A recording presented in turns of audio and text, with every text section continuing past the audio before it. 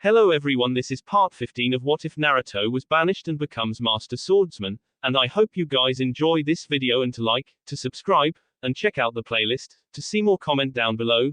Now let's start the intro. They call me a god. They call me a god. They call me a god. Konoha, 11 a.m. The Chunin exams were set to start in another hour. Participants were gathered at the academy where the test was to be administered. Squad 4 had intended to head there, however their sensei ordered them to meet him at his home. Standing in the backyard with the squad in front of him, Senzaru spoke, "I just want to say that I'm proud of you guys. Each and every one of you has improved a great deal. I have no doubt in my mind that you guys will win. I got you guys something." Senzaru started to open the box that was in front of him. Senzaru had outfits specially made for his squad. Akuru and Makinu were excited. Ranpu couldn't care less. Senzaru handed each member their outfit. The outfits were the same mostly, with slight alterations. Everyone had black shirt, black sweats, and black outfit, but again each outfit was different. Makinu outfit consisted of a black long-sleeve shirt with the red swirl in the back found on most Junin vests. However, his swirl, like the rest of the outfits Senzaru gave to his students, had a black phoenix in the middle. Akuru outfit was similar, with exception that her shirt was a tank top. Ranpu's outfit was slightly different from the others. The difference in his outfit was that on the right breast of the black sleeveless shirt, the Hyuga symbol could be seen. Ranpu didn't want to admit it, but he liked the outfit a lot. Senzaru watched as they gave the outfits a once-over. "I figure it's the least I could do for you guys. After all, the phoenix represents that I'm with you in spirit and to have a never-die attitude. You are Squad 4, the best damn genin squad in this tournament. Show them what you are capable of." Makinu pump his fist in the air. "Yes. We are the greatest squad. Watch Sensei, I'm going to kick ass in this exam." Senzaru was glad that he was confident, the boy would need it. That's the spirit. If you guys want to change, you can change inside the house. Ranpu wanted to ask Senzaru something before he went to change. "Sensei, what about our weights?" The group turned to look at Senzaru. "Keep 'em on.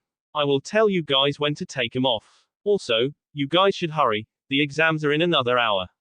Squad 4 knew they didn't have time. They went inside the house to change into their new outfits. 30 minutes later, Squad 4 had finally arrived at the academy for the exam. When they entered the classroom, Makinu looked around and he couldn't believe how many people were actually taking the exam. Sitting in the far left of the room was the Cloud Squad. He exchanged glances with Jikoku. The boys continued their staring contest until Makinu heard a voice that he hadn't heard in a long time. "So, you guys are here as well. This should be interesting," the mysterious black-haired brown-eyed teen said. "Kiseki, Toshita, and Futeki, what are you guys doing here?" Akuru asked Kiseki. Futeki, the black-haired light brown-eyed genin answered, "What do you think we're doing here, Akuru? We're here for the exams just like you guys are. So it seems we all made it after all. Didn't believe Tenzu-sensei, but I guess he was right about it being 6 years since the rookies from the current graduating class taking the exams. How are you guys doing?" Funkazan Yugen, a black-haired and black-eyed genin. Makinu turned to see Squad 8 walking up to the group. "I see you, Nero, and Yasumi made it as well." Nero, the brown-hair green-eyed genin of Squad 8 spoke, "Damn right we made it. We trained like hell, we're going to crush all squads coming our way." Yasumi, the black-hair, blue-eyed genin, shook her head. "Don't worry about him, he's just a little excited. How are you guys? It's been a while since I saw any of you." Akuru spoke, "We're fine. Can't wait to this exam get underway though." Futeki flashed Akuru a grin. "Don't tell me you're getting nervous. By the way, what's up with the similar outfits?" Makinu jumped in. "Our sensei gave them to us. They're bitching, right? Squad 4 is so cool." Cabe Toshita, the brown-eyed, black-haired with orange tips, member of Team 8 spoke for the first time. "Hey Makinu, who the hell is Mr. Perfect?" Eyeballing. Everyone turned to look at Ranpu, who in turn was looking at the shinobi from the Cloud Village. Makinu turned back to Toshita. "We ran into their squad yesterday. I think Ranpu wants to fight that kid with the ice blue eyes." Yugen turned to Makinu then back the Cloud Shinobi. He must be an amazing opponent if Ranpu's focus lies on him. Meikinu pointed to Jikoku, I don't care about these other losers. As long as I get to kick that asswipe butt, then I'm at peace. A member from a rock squad observed the boy, who basically disregarded their worth. One member whispered to his teammate, that kid think this is a game, I see. I'm going to scare him a little. Meikinu wasn't paying attention to the movement that the rock nin made. Ranpu took his eyes off of Rado and looked at the incoming nin, who was zeroing in on his teammate. Everyone in the room, well, almost everyone, was shocked by the rock nin's speed, and before Yugen could react, a punch was planted in Meikinu's face. The force of the punch sent the boy flying into the wall across the room. The rock nin started laughing, you shouldn't talk so much, kid, like you're such a superior fighter when you're so weak. Feeling a gaze on him, he turned to Ranpu, what the hell are you looking at, kid, you want some too? The smirking Ranpu pointed where the Genin squad member was sitting. The rock Genin turned to see Meikinu standing on top of the desk smiling. He narrowed his eyes at the kid. Everyone was shocked except Ikuru and Ranpu. Yasumi's eyes were wide in shock as she spoke, what the, but how? Ranpu answered her question while speaking to the rock Genin that attacked, my teammate may be an idiot but he does have some skill. Besides, if I thought he was in any real danger, I or Ikuru over there would have stopped you without hesitation. You should stay quiet now since you were the one proven weak. Jikoku whispered to Suki, that squad might be a problem. Even that kid has some speed on him. Suki nodded. Rado spoke, that squad, they're good. That Ranpu kid saw the attack before it even came. That Ikuru also saw it, but pretended to ignore it. That kid used a Kawarimi before he was even hit. We have to keep our eyes open for them, okay? Suki and Jikoku both nodded. Ranpu turned away from the rock nin, I don't have time to waste with someone like you. I have bigger fish to fry. The rock nin lost it, he went to attack but a puff smoke appeared in front of him. When the smoke cleared, a man standing 4 inches above 6 feet, with the leaf high 8 wrapped around his head like a bandana, and a couple of scars going down his face, was looking down on him. Ibiki spoke in a calm voice but with authority. You scum, take your seats. I decide who fights and who doesn't. I swear it's the same every year with you brats. Everyone started to walk to their seats. Okay, now that that's done, let me introduce myself. My name is Morino Ibiki, and I am the proctor for the first exam. Now listen up because I'm going to say this once. The first exam is a 10-question test with 2 parts. The first part is 9 questions. The second part is the 10th and final question. You have an hour total for the exam and 45 minutes for the first part of the test. After that time, the 10th and final question will be given. Each question is worth 1 point. If you answer the question incorrectly, 2 points gets deducted from your total score. If any of you get caught cheating 5 times by the exam proctors on your left and right, then you and your team is disqualified. Whether you pass or fail will be determined by your team's total points. Some of you will be forced to leave here without your test being graded.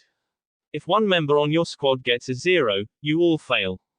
Remember, those who try to cheat without thinking carefully will only hurt themselves and their team. All of you are trying to become Chunins, so if you're going to act like a ninja, act like a first-rate one. Ibiki looked around the room. He could see the sweat coming from some of the Genins. They were nervous and that was good. He wondered how many would pass this test this year. He would have his answer in an hour. Somewhere in the village, Yumi was watching Hayami as she sat and ate her ramen. Ayami was watching the little girl in amusement. The way she was eating the ramen reminded her of Naruto so much. When Yumi informed her that he was the one that turned the girl onto ramen, it wasn't a surprise. Hayami finished the bowl. Thanks for the meal, Ayami-san. Your ramen is the best. Ayami smiled at the girl. Her father placed another bowl in front of the girl. You get another bowl for such a compliment like that. Hayami looked at owner of Ichiraiku and said in happy tone, thank you so much, sir. She then proceeded to dig into the contents of the bowl. Yumi, who placed her elbow on the counter to support the hand that held her cheek, just laughed at the little girl. Hayami wiped her mouth with a napkin, and then she turned to Yumi, Yumi-ne-chan, Naruto-nisan should be back soon, right? A certain Junin from Cloud, who was sitting at the opposite end of the stand playing with her noodles, was listening intently. She was curious to who this young lady with the girl was, probably nobody important. Yumi responded to Hayami, well, he did say he would be back around this time but I don't know. I guess we'll see him when we see him. Hayami asked the girl on more question, "Nei-chan, are you and Ni-san going to get married?" Yumi nodded, "Yes, someday. But it wouldn't be a wedding if you weren't there." Kumoko gave a sinister smile. This day was getting better and better. Interesting, he has a fiancé as well. Killing them both would definitely force him to seek me out. Kumoko placed her money on the table and walked past the two as she exited the place. She would keep an eye on them from the shadows and catch them when they left. A couple of minutes passed and Hayami was now finished with her meal. "Well, I'm ready to go." Yumi turned to Ayami behind the counter. "Well, I guess I will see you a little later." The two exited the shop. Hayami and Yumi were walking down the street just chatting about little things. "Where is Temari Nei-chan? I thought she was going to join us." Hayami asked. "She's going to meet up with us at the park. The Hokage requested to see her so it couldn't be helped. She will make it as soon as she can, I'm sure. Plus Shinji is supposed to be back." Yumi's words fell on deaf ears. When Yumi turned back to look at Hayami, the girl had a look of horror on her face. Yumi walked up to the girl and bent down to her eye. "Hayami, are you okay?" Waving her hands in front of the girl, she wondered what would spook the girl. She decided to trace her eyes to the source. What Yumi saw was a redhead Kaneki, with the Cloud Village symbol on the high 8 wrapped around her forehead, standing about 15 feet away smiling. Yumi looked back at Hayami, then back at the lady. Oh no, the description fits perfectly. Hayami unconsciously took a step backwards. This caused Kumoko to smile. Kumoko then spoke, "So you recognize the face of your executioner girl?" Yumi placed Hayami behind her. "I don't know what you want, but I won't let you hurt her." Kumoko's smile grew even wider. "Don't worry, I plan to kill everyone important to Naruto, you included." Yumi's stance got firmer. "You're the one that caused her so much pain, I won't let you hurt her." With every step Kumoko took, Hayami took a step back. This just excited Kumoko more. This is going to be so much fun. Yes, it is. Yumi turned to see a figure on the roof of a building. She couldn't really make out the person due to the brightness of the light. The person looked like a black shadow. When the light dimmed down slightly, Yumi saw someone that she was glad to see.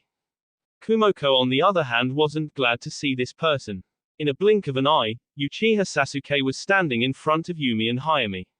With his classic grin, Sasuke spoke, "To think I was on my way to train, what better way to do it than to have a little light warm-up? This doesn't involve you, Uchiha. Step aside and let it happen or die," Kumoko said. Sasuke just continued with his smirk, "If I were you, I would turn around and walk away before you piss me off. I'm not as nice as Naruto." Kumoko was pissed. Every time someone interfered. To top it off, it just had to be Uchiha Sasuke. Kumoko was confident she could take Sasuke. However, her confidence vanished when Sasuke activated his Sharingan and performed a genjutsu. Before she realized what happened, she fell to her knees breathing hard. Sasuke smirked at his superiority over the girl. "Pathetic, not even worth a light warm-up. I spared you this time because I don't like killing weaklings. If you come after her again, I will send you back to Cloud in pieces." Kumoko gathered herself and stood up. "This isn't over, Uchiha Sasuke, not by a long shot." In puff of smoke, Kumoko was gone. Sasuke looked behind him to see Hayami in a catatonic state. He spoke while looking at the girl who was breathing hard and with a blank expression. "We better get her to the hospital." Yumi looked at Sasuke, then at Hayami. She nodded. "Okay." Hayami couldn't move from her spot. Knowing that fear had her by its grasp, Sasuke decided to carry the girl. He looked at Yumi and motioned her to follow him. While walking, he was observing the girl. "So she's afraid of that Kaneki. So that's the one who attacked her in the forest. I better get her to Sakura." Konoha Hospital 10 minutes later. It took Sakura about 5 minutes to calm Hayami down to where she could talk. Sakura felt bad for the girl. That Kaneki really did a number on the girl. She was surprised to hear that Sasuke saved them. She thought that he wasn't the girl's bodyguard anymore. Sakura looked Yumi, who was sitting next to Hayami. "Well, you guys are free to go, but I have contacted Tsunade-sama. Temari should be here soon." "Well, I will leave you in here. I have other patients I have to tend to." Sakura exited the room. Sasuke looked at Hayami, then at Yumi before going after Sakura. When he entered the hallway, Hei said, "Sakura, could we have minute?" Sakura studied Sasuke for minute. She was about to turn him down but decided to give him a minute. Sasuke had his minute but had no idea what to say, so he said, "How have you been?" "Okay, yourself?" Sakura asked. "Good. Look, I just wanted to ask you if, well, when your shift is over, maybe you might want to get something to eat or something," Sasuke said. Sakura shook her head. "You still think it's about that, don't you?" Sakura raised her voice slightly. "It's not about you asking me out, Sasuke, it's about you. Ah, forget it. I have to go." Sasuke slightly raised his voice. "What do you want from me, Sakura? I'm trying here. I don't understand." Sakura just shook her head. "That's the point, you don't understand." Tears threatened to fall from her eyes, but before she let him see the tears, she walked off, leaving him in the hallway by himself. Sasuke wanted to hit a wall. He asks her out, yet she refused. Not only that, he still doesn't know what he did and is doing wrong with her. He decided to calm down. He peeked inside the room to see Hayami with a frightened look on her face. He remembered that look all too well. It's exactly the look he had when Itachi face was the one he was staring at that night on the street so many years ago. It was a look of total fear. Her fear is going to consume her if she doesn't get over it. Sasuke walked off. He saw Temari running in his direction, but he chose to walk past her without saying a word. Sasuke was lost in thought. Exiting the hospital, Sasuke headed towards the administration building. He needed to see the Hokage and he needed to see her now. Sea Country. 6 months has passed since Shinji was last home. The compound that once resided on the mountain was a pile of rubble. When he first arrived, he was talking to officials of the country that he really didn't have any time to see his home. Standing with some officials of Sea Country, Shinji observed the wreck. He turned to the village elder. "So what happened to the bodies?" "We dedicated an area of land in town to them specifically. The great Manashu clan protected this village for many generations. We had to do something honorable. You can go see it if you like," the man informed Shinji. Shinji shook his head. "No, that's something me and my cousin will have to do together." "So what now?" the elder questioned. "Rebuild. But not right now, I have other matters to tend to. But definitely, rebuild. I will restore this clan if it's the last thing I do," Shinji informed the officials that were standing on the side of him. The man, being a pervert, whispered in Shinji's ear, "Well, there are so many perky-breasted women here that I'm sure a guy like you wouldn't have a problem. Besides, you're a clan head, which means women would line up for you. I already found someone who caught my interest. No woman I have met or will meet can compare to her. Either way, I'm leaving. I won't be back for some time, but when I do, it will be to rebuild my clan." Shinji turned around and walked towards the steps that led down the hilltop. When Shinji arrived at the bottom, he was surprised to see the very person that captured his eye. "Hinata, Jiraiya, what are you doing here?" Jiraiya spoke. "I figure that you want to train in seclusion until the final exams start. I know just the place." "Really? But what are you doing here, Hinata-san?" Shinji asked. "Well, Jiraiya-sama informed me that Naya-sensei wishes to see me. He thought it would be wise if we came here to get you before we head out," Hinata explained. "I'm glad, it's good to see you, Hinata," Shinji finally said.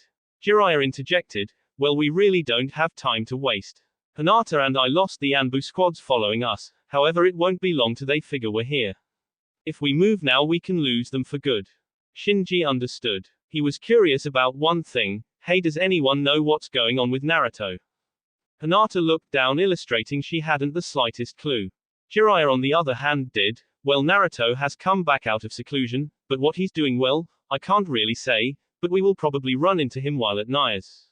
Shall we head out?" Shinji nodded and the three walked off. Shinji made it his personal mission to stay close to Hinata, who had no idea that Shinji thought of her in that way.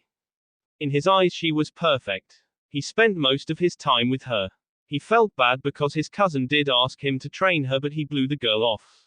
He vowed he would train her when it was over. He didn't hate Hayami, he just felt he had other things to do that would ensure their safety. Besides, she had others looking after her. However, Hinata was someone he enjoyed the company of. She was intelligent, kind, beautiful, and just unique to him in every way. Shinji was broke from his thoughts when Hinata was trying to get his attention. "Shinji-kun, are you okay?" He gave a reassuring smile. "Yes, couldn't be better, couldn't be better." The group continued to the docks. Wind Country. Naruto, Rin, and Sasuke stopped in the scorching desert to rest a bit. Stripped down to undershirts to get a little cooler, Naruto looked at Rin, who was sitting on a log sticking outside of the sand. When we leave sooner, I want you two to head back. I'm sure that my location and destination has been discovered. When we leave sooner, I will probably have Bolt on me. I will lure them away from you guys. Sasuke, who was worried, Naruto-kun, you can't do that. Bolt is not some run-of-the-mill ninjas, they are all elite. They will. Rin spoke. Okay Naruto, I understand. Sasuke turned to Rin. Rin-san, he's going to need. Rin cut her off. Naruto need our help. We'll probably get in his way Sasuke. Besides, it's easier for one person to lose a large group as opposed to 3. Respect his decision. Sasuke let out a sigh in defeat. Okay, Naruto. How long are we going to sit here? Suna is only 6 hours away in that direction. We're going to move out soon though. Naruto informed Sasuke. Rin stood up and started to stretch. Yes, we don't want to get caught in the desert at night. Naruto, who was finishing off a sandwich that he had, stood up once it was done. You're right, let's head out now.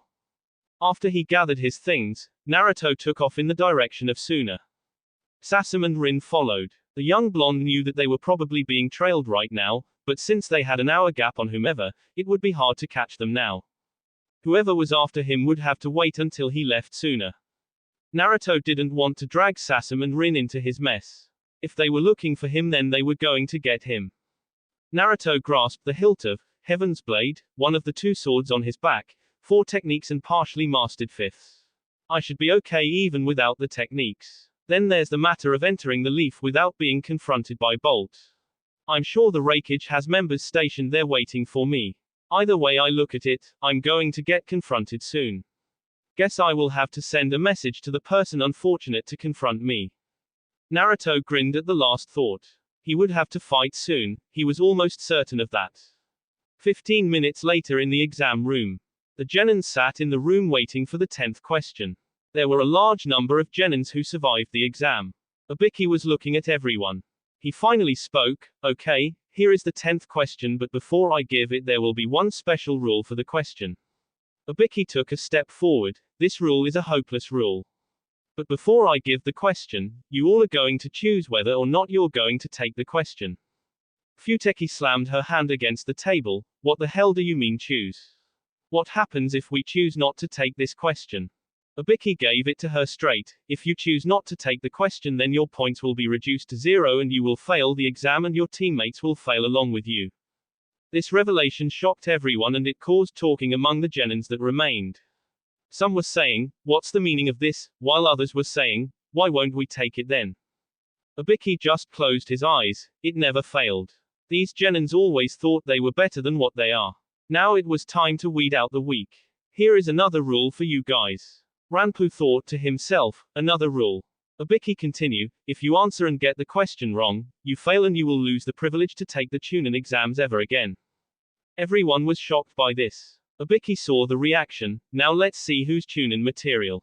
Kiseki stood up and shouted, what's the fucking idea about us not being able to become Chunin if we fail? That is a dumb fucking rule. I'm sure some people took the exam last year here as well. Shut up and sit down. Ibiki shouted. He then started to laugh. I make the rules here, not you. You all are unlucky to have me as your proctor. So what's going to be? Take the question or leave and wait for the next exam in 6 months. Remember, choose your decision carefully. A random Genin raised his hand. I quit. Sorry guys, but I don't want to be a Genin forever. There was another Genin who raised his hand. That was followed by another, then another. Until there were more and more Genins raising their hand calling it quits. The proctors who were sitting on the side were marking off the names of all who quit. Akuru looked around to see Genin starting to quit. She then looked at Ranpu and Makinu. If we fail here, then none of us will be able to become Chunin. In order to become Chunin, you need to become Chunin first. I can't let him lose his dream. 6 months ago I didn't even care about him, but now, he's like my best friend and I will fight for his dream, because I know he would fight for mine.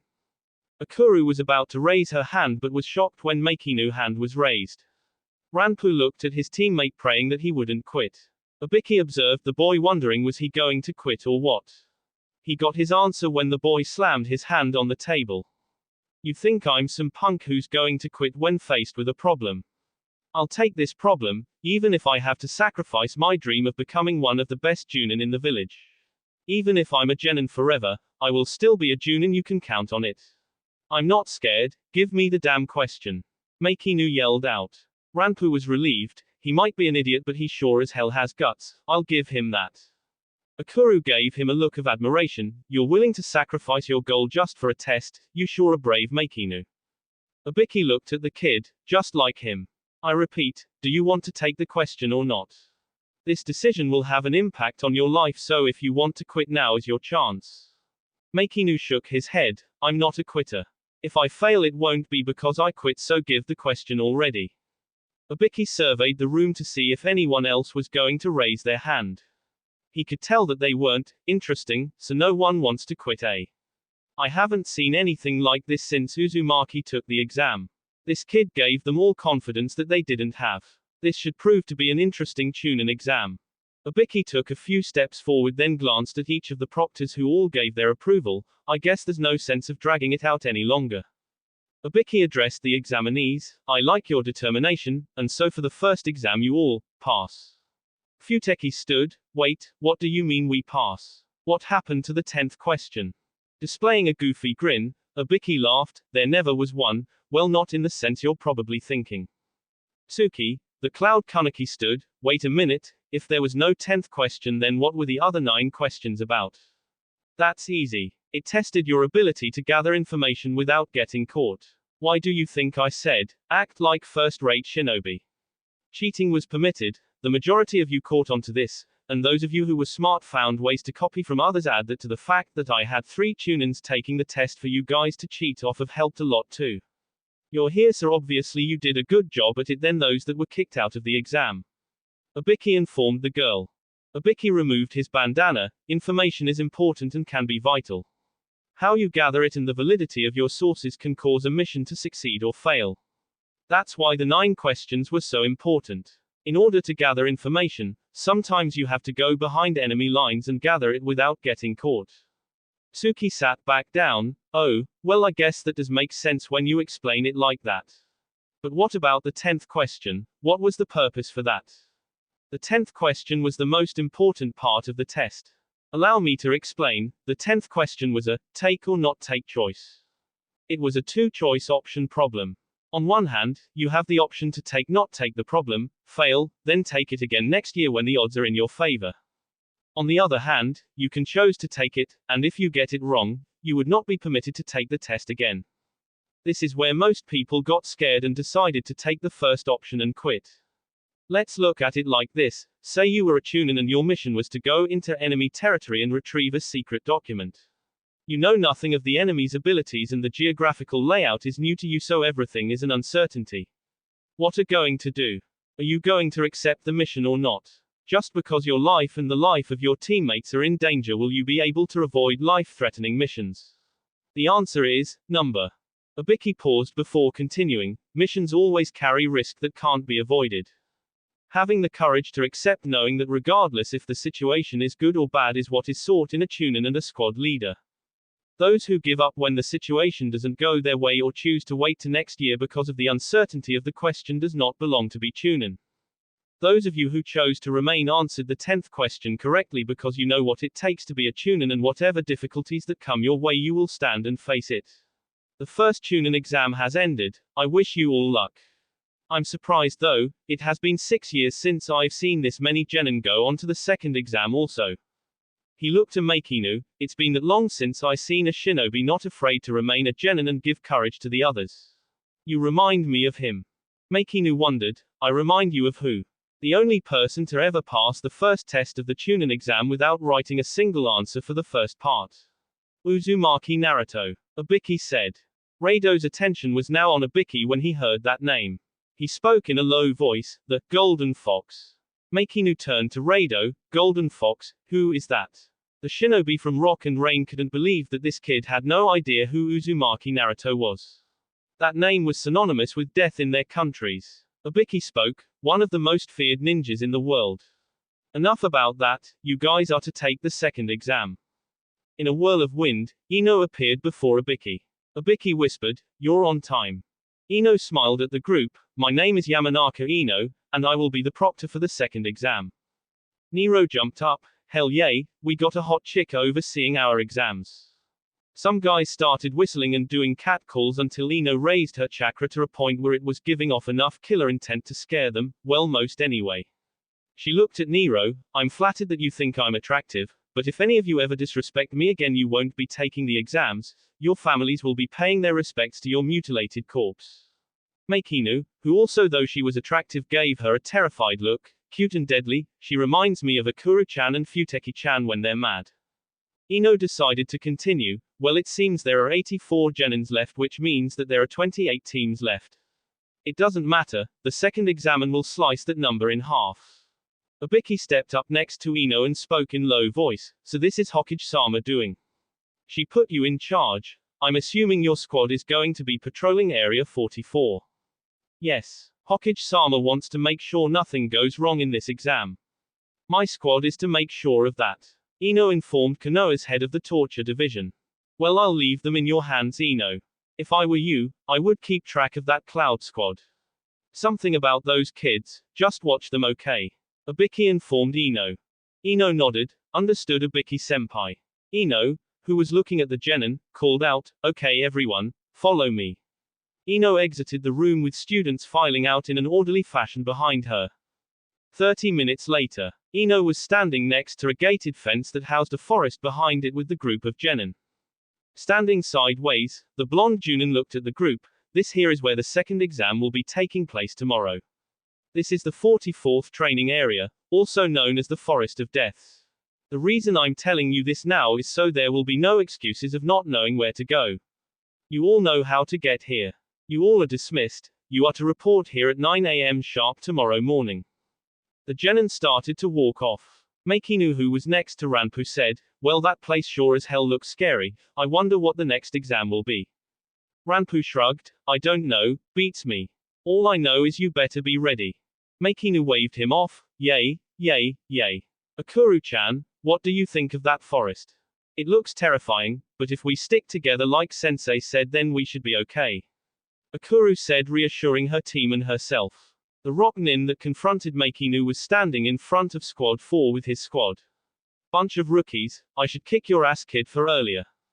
Makinu was about to step forward when Akuru stepped in front of him. "Look, we aren't trying to start any trouble. We all had a long day and we would like to enjoy it." The brown-haired female of the rock squad laughed at the girl, playing peacemaker because you're weak. Ranpu walked through the group and his team followed suit. When they got a couple of feet away, he stopped. "I advise you to stay away from us. We went easy on you guys earlier, next time we won't be so nice." The black-haired, black-eyed male, that Makinu made look foolish, was about to attack the group with their backs turned. However, the other black-haired, brown-eyed male on his squad stopped him. He shook his head. "You will get your chance. I want that Hyuga kid though. If that kid is fast, I can only imagine how good the Hyuga is." He looked at his teammate. "Ishii, you think they're that strong?" Ishii nodded. "Yes. Renga, no more confrontations, save it for the tournament. You too, Urasu." Urasu, the brown-haired, brown-eyed female nodded. "Understood. Let's tour this village." The team all agreed to that and headed out. Hokage Tower. Tsunade was sitting at her desk and Uchiha Sasuke was before her. Before saying anything to the Uchiha, she sat there quietly. Tsunade opened her mouth. Sakumoko attempted to attack her. "Sakura informed me of this. I should have kept a closer eye on her. I will assign Rock Lee to her." Sasuke spoke up. "If I may, I would like to be her bodyguard again." Tsunade gave him a curious stare. "May I ask why the sudden change of heart?" "I don't know why. Maybe because I saw a little of." Sasuke closed his eyes and saw an image of a Mangekyou Itachi flash before him. Opening them slowly, he said, "I understand her fear. So will you allow me to watch over the girl?" Tsunade leant back in her chair. She already knew she was going to say yes, but she wanted to make him sweat. So I was right about her. She looked at Sasuke and said, "I will grant you this favor on one condition. You are to be with her at all times. Which means Temari and Hayami will be staying with you at your compound. Don't think that's all. Yumi is part of the equation as well. I'm certain that Cloud Nin will come after her as well. So do you accept that condition?" Sasuke nodded. Yes. Have them at my compound by 8 p.m. tonight. If that's all, you are dismissed. Tsunade said. Sasuke turned and walked off. Tsunade was glad that the Uchiha was finally doing something for somebody else. This was definitely for the good. However, her door bursting open wasn't. Stop this, Konohamaru-kun. Tsunade mentally slapped her head. Not today. Konohamaru pointed at Tsunade with Mogi, Udon, Hanabi standing behind him. Mogi and Udon was actually trying to calm him down. Hanabi on the other hand was watching in amusement. Pointing at Tsunade, he yelled, "Hey you old hag, why haven't you sent me on any awesome missions yet? And I don't mean guard duty, I mean something challenging. Look you brat, there is no awesome missions, as you call them. I got a couple C rank and tons of D rank. Most of the B rank missions are taken already. You want to do something, go train," Tsunade said, hoping the boy would leave her alone. "I did that already. That phoenix-loving bastard of a sensei did that already. I want a mission," Konohamaru yelled out. Tsunade didn't know what to do with the boy. She could assign him to cleaning the monument. She could give him babysitting. Nope, those would all result in more complaining. Didn't you have 2 decent missions led by Kakashi and Senzaru? Konohamaru thought about it. Well, yay. But nothing. Look, I can't give you all of the hard missions or the interesting ones. I have other shinobi, you're not the only shinobi in the Leaf Village, Konohamaru. Maybe you'll understand this when and if you become Hokage. Tsunade said. But since you're not Hokage, you have to take what I give you. You want a mission so bad, I got one for you. Tsunade started looking through her paper pile. Udon was praying that it was nothing horrible. Mogi was also praying the same thing. Hanabi wondered why the hell she was here with this idiot. Tsunade pulled out a piece of paper. Okay, I just got a request for delivery to Wave Country. Normally I wouldn't send Fortunen during a time like this and all, but I'm sure you all can handle it. Since you wanted this mission, you're in charge, Gaki. This mission is C rank and I expect you to succeed. The person you are to meet up with is a kid about your age named Inari. You leave in an hour, I will see you all when you return. Now get out of my office. Mogi and Udon didn't waste any time leaving. Hanabi exited slowly. Konohamaru was about to exit but Tsunade called him back. Konohamaru, close the door, I need to speak to you in private. Konohamaru closed the door then walked back over to the front of her desk. What do you want to speak to me about? Look, I know you want to prove yourself but you don't have to. Taking on missions is great, but that's why we have other ninjas as well. Konohamaru, you can show your strength without showing it. Tsunade informed the boy. Wise words, was all he said. Smiling, she responded, I know, they're your grandfathers. My squad, Orochimaru and Jiraiya, we always wanted to prove ourselves.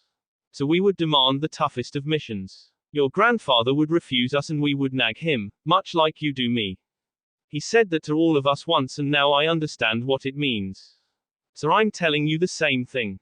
I understand Tsunade-sama but I have to prove myself. Do you know what it's like always in the shadow of your grandfather, who happens to be the 3rd Hokage, and the man heralded as the god of shinobi? He asked the Hokage. He didn't realize that she understood better than anyone. Of course I know what it's like. Being the granddaughter and grandniece of the 2 who built the Leaf Village, I had to go through what you went through. When I was your age it was always, honorable granddaughter, or, Tsunade Haim. It made me sick. That's why I tried proving myself. Then your grandfather's words started to sink in and instead of trying to prove myself, I just tried to do my best. Eventually, the shadow that my grandfather cast over me faded and I became known as, the Slug Princess, a member of the legendary Sannin, and the god I'm Hokage, Tsunade. I have no doubt that the shadow that looms over you will fade in time. Konohamaru was thinking about what she said. He could only hope that the shadow would fade, but maybe if he worked hard then one day it would. Trying to face death was probably not the right way to go about it, when he actually thought about it. Thank you old hag, you give good advice. A vein appeared on the 5th's forehead. Get out of my office before I send you to the hospital. Konohamaru rushed out of the room quickly. Tsunade sat at the edge of desk smiling at the boy. Senzaru had informed her that Konohamaru was coming along well and that in a few more years he would be an excellent ninja. He told her that the boy had a dream to become Hokage. She decided to talk to his first sensei, Ebisu, and came to discover that he had always had that dream.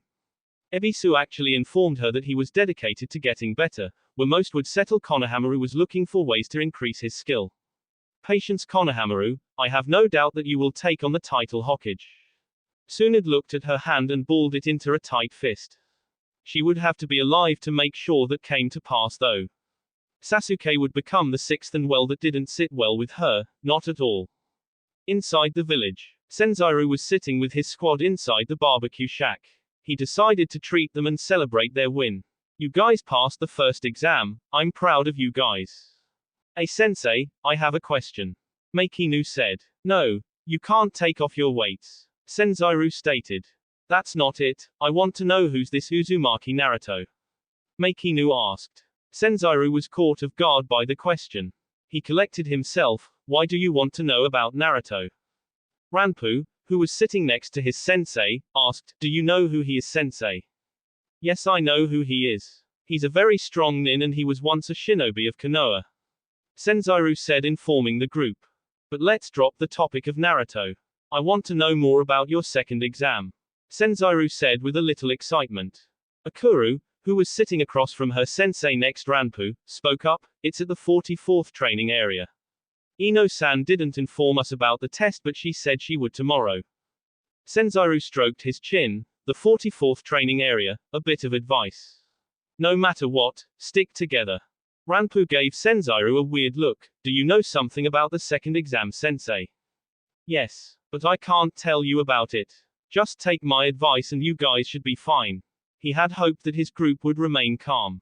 The second exam was tough. He was brought his squad as far as he could in 6 months' time. He was certain they were ready. They would have to be if they wanted to survive. Soon as 6:30 p.m. It's been a half an hour since Naruto and company arrived at the office of the Hokage. Naruto, Rin, and Sasuke exited Gaara's office. Sasuke and Rin were the first to exit. Naruto, however, stopped when Gaara called out his name. Turning back to look at his friend, Naruto waited for Gaara to speak. Gaara watched him with his usual stern look. Are you sure about this, Naruto? Naruto nodded to Gaara. Gaara walked up to Naruto and offered his hand for the man to shake. Be careful, Naruto. Naruto flashed Gaara his foxy grin. Aren't I always? Sometimes I wonder, Gaara said, which caused Naruto to laugh. You're funny when you're sarcastic. But in all seriousness, don't worry about me. And thanks for sending Temari to watch over Hayami and Yumi.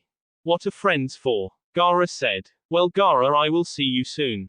Naruto exited the office. Rin and Sasuke were waiting for the boy. Before the group exited the village, Naruto looked at Rin. I think it's time we head our separate ways. You guys know what you have to do. I, on the other hand, will head to a friend's place. Are you sure you're going to be okay, Naruto? Sasuke asked out of concern for her friend. Of course, you guys should head out now. The two women nodded and vanished. Now that they're gone, I need to get Naya and have her find Ero Sennin. I know he was in the leaf and I need to know the situation there.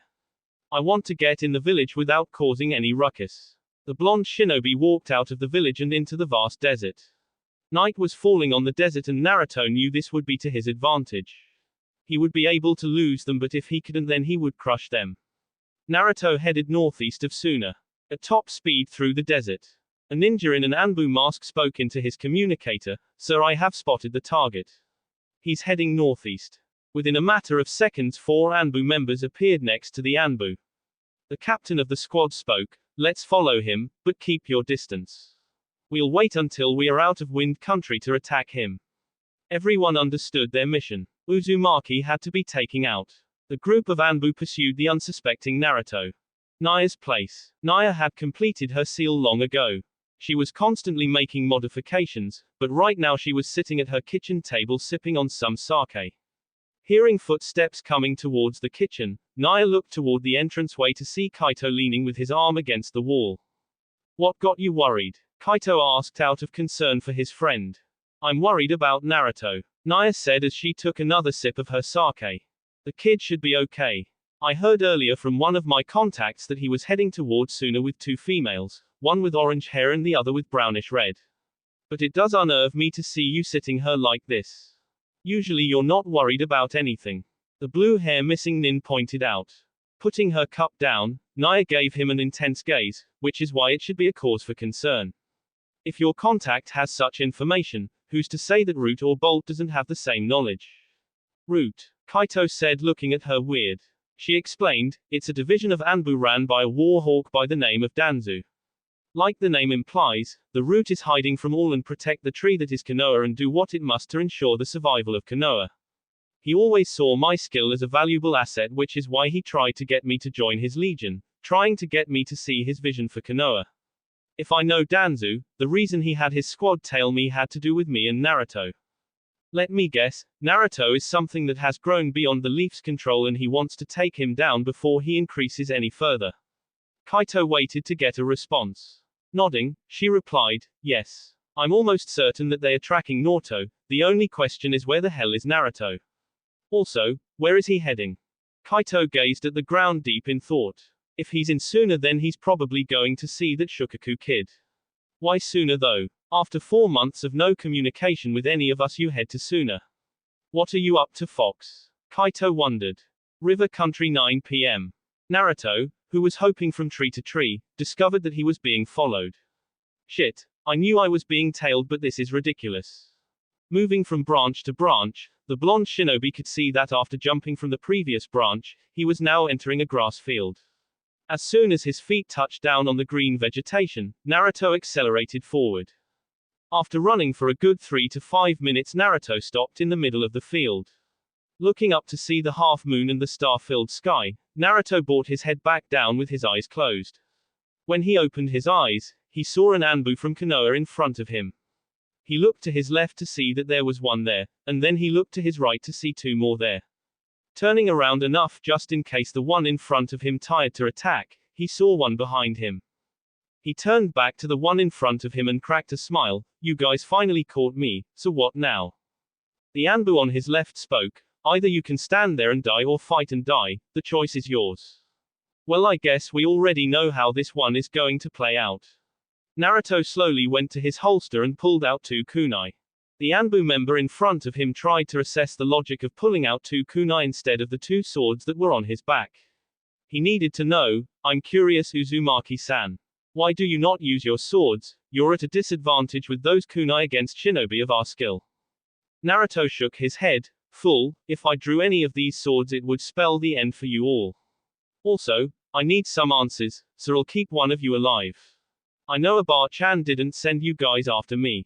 It doesn't matter who sent you, I have somewhere to be, so if any of you are going to attack please do it now. You're overconfident, aren't you Naruto-san? The shinobi before him said. Confidence is never a bad thing, cockiness is. I just have one question before we get started, why me? Little did Naruto know, snakes made of ink were slithering in the grass behind him. Hiding behind a rock a couple yards away, the masked Anbu was trying to catch Naruto off guard. He doesn't seem too smart. The commander wants him to talk and he's falling right into it. Naruto waited, and then the member of Root standing before him spoke, you know why. Your strength has grown beyond what can be controlled. You are a danger to the Leaf Village and everyone in it. It is our duty to protect the great tree that is Konoha, even if we are not seen or heard. We exist only to protect the village, we are no names, just tools used to protect Konoha. Naruto was getting tired of his rambling. Instantly he saw the man crack a smile, but when he realized what had happened, it was already too late. The ink snakes had wrapped around his body. What the hell? Naruto said as he struggled. The group drew their swords. The captain spoke, our objective is to kill you. We didn't come here to duke it out if it wasn't necessary. You lose Uzumaki. You're an elite shinobi yet you act like a genin. I don't know why you are feared by many. This is pathetic. Naruto started laughing. Pathetic. Maybe, but I did say I was going to leave one of you alive and I meant that. I could end this fast but that would just illustrate how pathetic you are, so I won't. However, the group realized what was about to happen. Shit, it's going to blow, get out of the way, the one that was on the clone's left said. When the clone exploded, a big dust cloud covered the area, blinding everyone of what was going on. Each Anbu member was now separated from one another. Sai was still behind the rock. According to him and everyone else, they still had the advantage. Backing up slowly, one of the Anbus was looking around frantically. Before said Anbu could register anything, he was holding his throat as blood spewed from hit. Naruto faded back into the cloud of dust. When the dust cleared, they found one of their team members with their throat slit. Realizing the situation, the group knew that they couldn't take him lightly. He was good, far better than they expected. One of the members was standing by himself looking all around. He turned to his captain who was a distance away. Hey captain, where the hell is he? One of us is down and we have no clue to where he's at. The captain was curious too. This kid, I really underestimated him, but where is he? That smoke screen was superb and effective. He did take out one of us. But he's nowhere in sight. I know it wasn't a Bunshin who did the killing, it was Uzumaki. Think where would I be? In that instant it dawned on him. Get out of there. Before he could call out to his man, the kid was swallowed by the ground. Acting immediately, the captain did quick hand seals and slammed his hand onto the ground. The area turned into mud. In the midst of the mud, he saw Naruto struggling. Now was his chance. He did a few more hand seals and pressed into the ground. The ground started to turn hard and Naruto, who was caught in it, was struggling to get free. I can't breathe, Naruto said as he gasped for air. I know. You are now stuck in the ground and the mud will harden into stone and it will continue to harden, eventually crushing you. I call this jutsu, progressive cementation. It is an effective counter for those who use underground doton. The cement will get harder and harder until you suffocate. There is no escape once caught. The root member was happy to see Naruto struggle. You can come out now, we have him already. The captain called out to the masked man behind the rock a few yards away. The root member was taking longer than usual and he was wondering why. Not thinking anything of it, he called him again. You can come out now, our objective is complete. The squad member still didn't come out. He then turned to his squad member when he heard an ugh sound.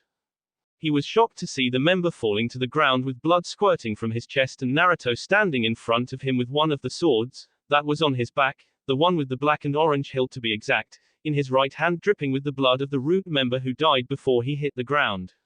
He turned back to the rock to see his comrade with the sword pressed against his throat. I wasn't lying when I said I was going to kill you guys and only leave one of you alive. The captain tensed up as he felt something sharp and cold rest on the left side of his neck. When he turned his head slightly, it was Naruto and the sword in his hand was pressed on the man's neck. Stuttering, be you, but how did you escape? You guys aren't very smart. I saw those ink snakes coming at me when I turned to look at the nin behind me, well, my clone anyway. It would have been foolish to go after you guys head on not knowing what you had planned, especially since I didn't want to beat you guys without getting any answers. I will admit that progressive cementation was impressive. You're right, there is no escaping that, had I got caught. Once I found out where the guy over there was, taking away your ace in the hole would put you guys in a tight spot. Look at where you friend body is. Remember, that's where my clone dropped the 2 kunai when you caught him. Naruto informed the guy, not taking his eyes off of him for a minute. You mean to tell me that the nin figured it out? Correct, my clone was holding 2 clones that hinged into kunai. Transforming and hiding in the dust was easy for the clones. I knew it would allow me to take you 2 out. Naruto said to the nin, who realized what he said. Wait, don't. Before he could say anything else, blood flew from his throat. When the nin hit the ground, the 2 clones disappeared. The real Naruto released the sword from root member neck. The member of Danzu's personal brigade turned around to face Naruto, who spoke, depending on how you answer, I might let you leave here with no serious injury.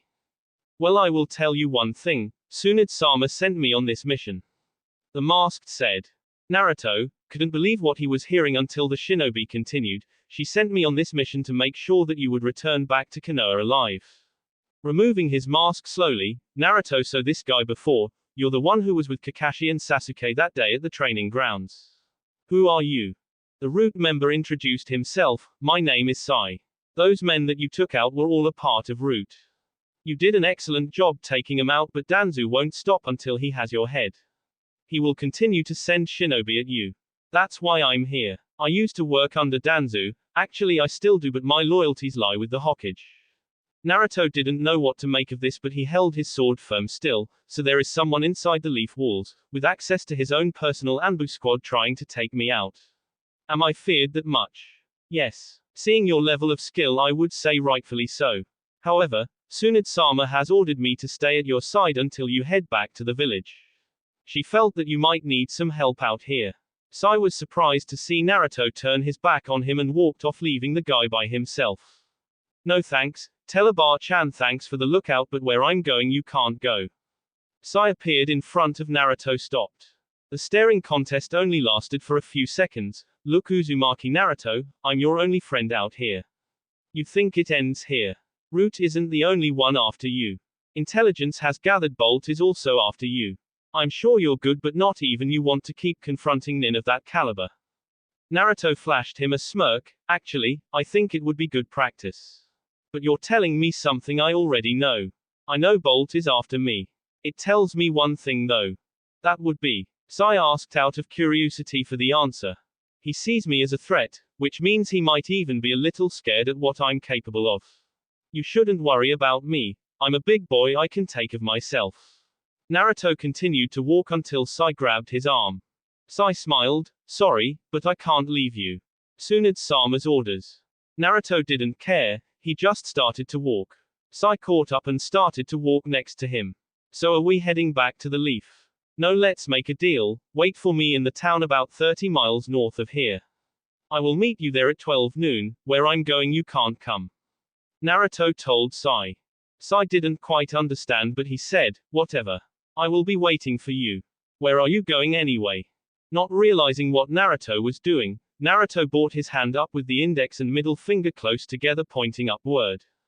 Sai didn't have enough time to react. A bright light blinded his vision. When he regained his vision, Naruto was gone. Sai was standing in the grass field alone. Fuck, he caught me off guard. Now I can't return to the village without having Danzu trying to assassinate me. He has been suspicious of me for quite some time. However, I have to get going, someone's coming and I'm certain that it's Bolt. Using the techniques he learned, Sai blurred out of sight. 5 minutes after he was gone, members of Cloud's Bolt landed. Surveying the area, one spoke, it seems that there was a battle here recently. One of the nins discovered the bodies of the dead nins. Konoha Anbu, what the hell is going on?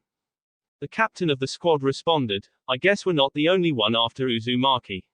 We will end our search. We probably won't catch him, and even if we did, I'm not sure it would be wise to engage him. Why do you say that, sir? One Bolt member asked. Look at what he did to these 4 Anbu members. We may have our differences with Konoha, but one thing that I have always respected about the village was that it has always produced strong shinobi. Hell, their Anbu division is among the elites of the 5 great nations Black Ops. I do not doubt our skill, but I do wonder what type power he holds that allowed him to kill close to 300 shinobi and have Raikage-sama worried. His questions caused every to think about it. The captain broke the silence, we're not pursuing him. We will head back to Kumo and inform the Raikage of what has transpired. We will go from there. The Bolt group left just as quickly as they came. The captain of the squad was thinking as they headed northeast, you send us on a mission that was a suicide mission, why? Judging by that scene, he played with them. Why not send Kuan or Karden after him? They seem like the only feasible people. Something isn't adding up. Why did Uzumaki Naruto take precedence over an entire village? Is he really that dangerous, or is it something else? I will find out when I get home. In the woods, Naruto was moving at top speed. He would probably make it to Naya's in the next 2 hours, if he kept this up. He couldn't believe that he had to worry about Konoha now as well. He figured that Cloud would be after him, and even though Rock and Rain wanted vengeance, they didn't want to chance it by sending more nins to the death. Naruto was deep in thought, so I have a division of Anbu that I never heard about after me. To top that all off, Cloud is after me as well. I'm fucking public enemy number 1, this is crazy. Ero Sennin probably knows what's going on. I'll meet up with him to find out what is going down. Naruto continued to move through the forest. Uchiha compound 11 p.m. The head of the household found himself standing at the door staring at the little girl who was hugging her stuffed fox animal. Sasuke observed the child, just watching her breathing, just everything. It hadn't been long since she, Yumi, Temari and Mai came to his house. Actually, it was about 5 hours or so ago. Yumi wanted to stay close to the girl, but after some convincing from Temari, Yumi took a room Sasuke assigned to her. She only agreed because she was right across the hall from the girl. In fact, everyone was close by each other. Everyone had their own rooms except Temari and Hayami. Sasuke house hadn't been this crowded since his thought was interrupted by Temari, who had her hair down and her pajamas on, alerted Sasuke when she got next to him. Can I ask you something, Uchiha? Never taking his gaze off of the girl, what is it? Why are you doing this? You treated her like a nuisance, so why take on the task of protecting her again? Sasuke turned around to head off, but not before giving the Sand Kaneki a side glance. I choose to because I did. Temari frowned at the Uchiha as he walked off. Lies Uchiha Sasuke, there is definitely a reason. Temari entered the room. Sitting on the edge of the bed, she pushed back the covers and slid under them. She looked at the sleeping girl, she then slid her arms around the girl and pulled her close. The girl would be safe for now, but what would happen during the exams? Hayami snuggled closer to the girl, and mumbled, "You're wrong, Naruto Nissan chicken-flavored ramen is better than pork-flavored ramen. Is too. I like chicken better." Temari couldn't help but smile at the girl who was arguing with that ramen-loving idiot. At least the girl wasn't having a nightmare. She was certain that she would be up in the middle of the night. The calm before the storm is what she said to herself. Temari closed her eyes to escape to the dreamscape of hers. Tsunde's house. Sitting on the roof of the house, Tsunade, Shizune, and Senzairu were looking off into the night sky. Tsunade spoke, "So your team made it. How do you think they will fare in the Forest of Death?" Senzairu, who was sitting on Tsunade's right, gave his answer, "They are ready. I believe they will make it to the tower." "So any word on Naruto yet?" "No. Hopefully my mole made contact with him," Tsunade said. "We can only hope, Tsunade-sama. Enough about that, I want to know more about Senzai here and Yugao-san." Shizune gave her cousin a teasing look. Tsunade turned slightly, waiting for his response. "We're more than friends, that's for sure. She is someone that I care about a great deal." Shizune was trying to tease him but saw the seriousness in which he addressed the matter. She was curious about Kurenai but decided to leave it alone. That probably would have been a sore subject. Tsunade gave her son a quizzical gaze before saying, "So you took my advice, I see. I guess I did what was best and Yugao was the better choice." "Carson, can I ask you something?" Senzairu asked. "What is it, Senzai?" she asked. "Carson, I request to be by your side at the finals. Will you allow me to?" He waited for her answer. Tsunade responded, "No. I need your strength within the village." The golden brown-eyed Junin voice elevated slightly, "But Carson, I don't want you." Tsunade raised her voice showing her authority, "I said no and that's final." She then gave the boy a soft look. "Look, I know you are worried about me but I will be fine. I've been ninja years before you were born and I've survived up until now, right? Carson, I just want to protect me. We are forgetting whose job it is to protect who. It's a mother's job to protect her son. So you will do what I tell you. I know you, Senzai. Promise me you will be wherever I assign you." Tsunade asked the man who turned away, avoiding her gaze. In a low tone, "I promise." Touching his shoulder slightly, "Thank you. You know we don't get to do this as often as we used to." Tsunade pointed out. "I know, before you went on missions we used to do this all of the time." Shinu stated. "Yes, those were good times," Senzairu said, causing everyone to agree with him.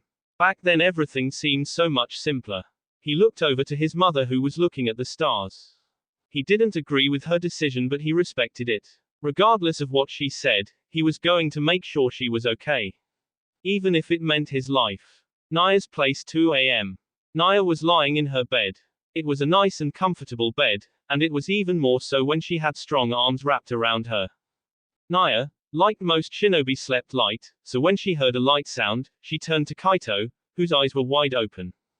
With a nod, the two got out of the bed. Naya motioned with her hands for Kaito to go first. Kaito was in the hallway against the wall. Naya followed soon after. Standing behind him, Kaito motioned with his hand for her to move into the living room on his signal. Counting down with his hand from 3, when he reached 1, the Naya and Kaito entered the room in a fighting stance only to stop when they saw Naruto sitting on the top of the couch with his feet inside the cushions and his sword resting in his arms, which were crossed. Looking up at the two, "Sorry to interrupt you two, but we need to talk." Kaito and Naya looked at one another then back at Naruto. They wouldn't be getting any sleep tonight, so much for a good night's rest. That will be it for this video. If you want more, comment down below, like, subscribe. And see you guys later.